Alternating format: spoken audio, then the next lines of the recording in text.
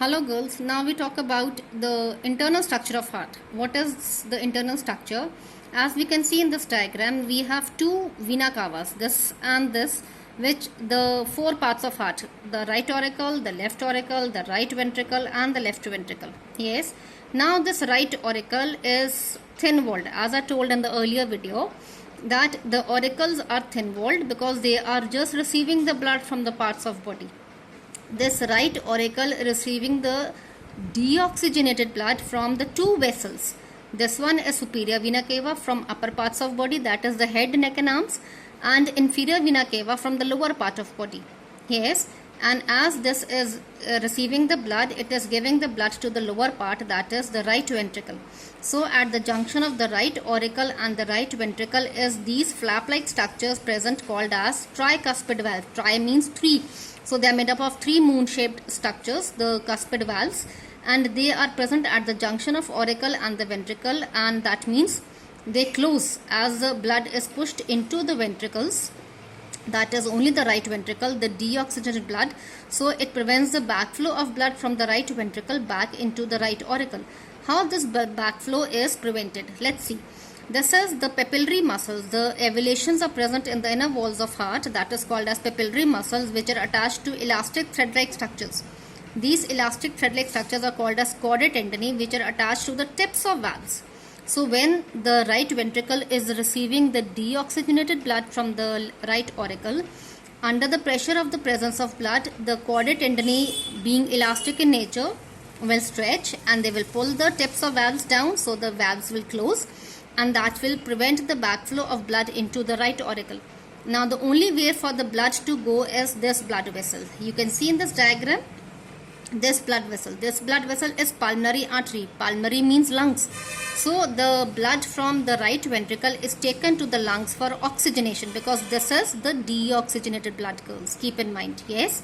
So from here it is, as we have two lungs, it is going to the right lung and the left lung. It divides into two. In the lungs, there is oxygenation of the blood, and the oxygenated blood is now brought back into the left auricle now. See, the oxygenated blood with the help of four pulmonary veins.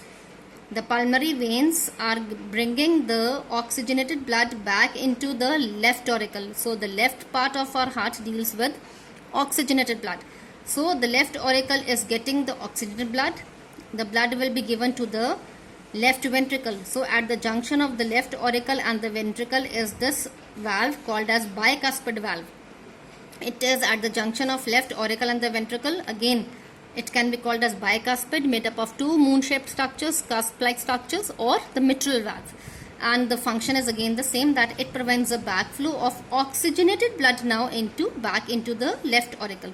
So with the help of again the papillary muscles and chordae tendineae, the tips of valves are closed and the blood cannot go back into the left auricle. So the blood has to go is only this vessel, which is called as aorta.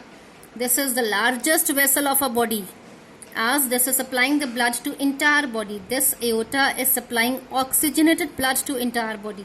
So at the junction, so the blood can come back from the aorta back into the left ventricle. At the junction, we have these two moon-shaped structures called as aortic semilunar valves. These valves will prevent the backflow of blood from the aorta into the left ventricle. So from here, the aorta is giving the blood from the upper. These are three vessels of aorta, the three branches which are supplying the blood to upper part of body, that is head, neck and arms. And then it is coming down as dorsal aorta, which is supplying the oxygenated blood to the lower part of body except the heart muscles and the lungs. Yes, because from the base of aorta we have the coronary arteries which supply it. So you will see in the external diagram. Let's see. Now see, this is the external structure of heart.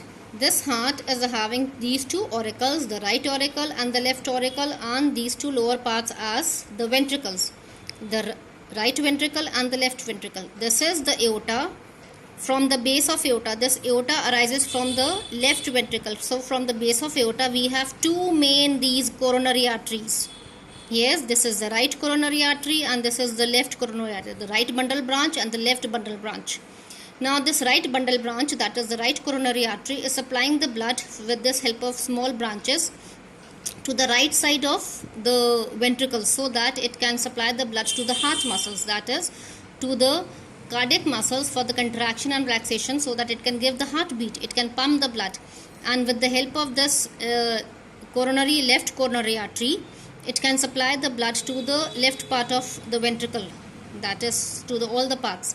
So when there is a clot in the coronary artery, clot means due to the more of cholesterol levels in our blood, the lumen of the artery that becomes narrow and the pumping of blood is less. So due to less pumping of blood, what we say, sometimes there is the complete blockage of the coronary artery. If there is a bigger clot that supplies the part of heart, so the rest part of the muscles will not get the blood, so that results in the deadening of heart muscles. If there is a clot in the major part of the coronary artery, suppose the clot is here in the right coronary artery, so the entire part of the coronary artery will not supply blood to the right side of ventricle. That results in the deadening of the entire part of this muscles. That results in a major heart attack, that is called as myocardial infarction. So this is the major heart attack which results due to deadening of our heart muscles. But if there is the clot is formed in the smaller branch of coronary artery, yes, so due to insufficient supply of oxygen, the pain starts in the heart. So that insufficient supply of oxygen results in the pain in the heart, that is called as angina pectoris. So this angina is due to insufficient supply, due to when the heart muscles, due to the blockage only, the blockage is there but it is less, and the heart is pumping more blood, it is putting more effort to pump the blood to all the parts of body, so that results in, so the oxygen supply to heart reduces, to the heart muscle reduces, and that results in the angina. Now see the internal diagram. Now we take up the circulation of heart. The blood is from these two vessels, the superior and inferior vena cava. The deoxygenated blood is brought into the right auricle.